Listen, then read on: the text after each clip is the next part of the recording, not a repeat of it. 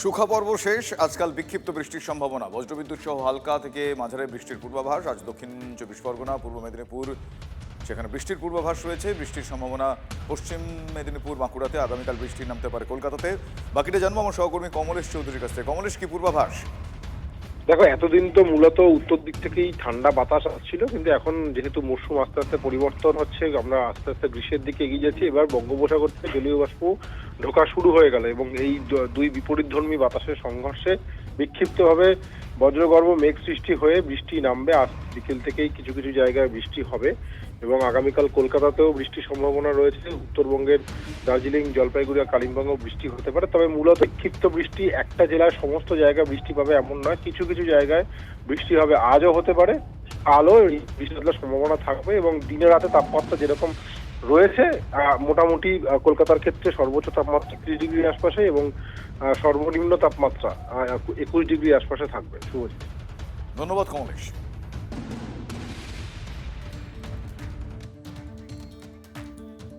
আর এবার দেখে নেব ট্রাফিক আপডেট।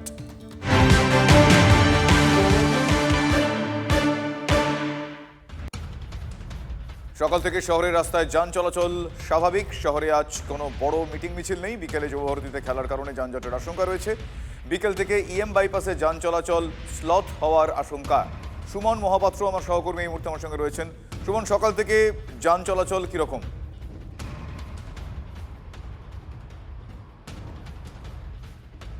সুমন, শোনা যাচ্ছে? হ্যাঁ, একেবারে শুভজিৎ। দেখো, তুমি শুনতে পাচ্ছ নিশ্চয়ই আমার কথা। আজকে কিন্তু কোনো বড় কোনো মিছিল আজকে নেই, তবে বিকেল বেলা যুব ভারতীতে খেলা রয়েছে। ফলে সল্টলেক মুখী ইএম বাইপাস থেকে যেটা সল্টলেক মুখী রাস্তা, সেই রাস্তার যান চলাচল কিছুটা স্লথ হবে দুপুরের পর থেকে।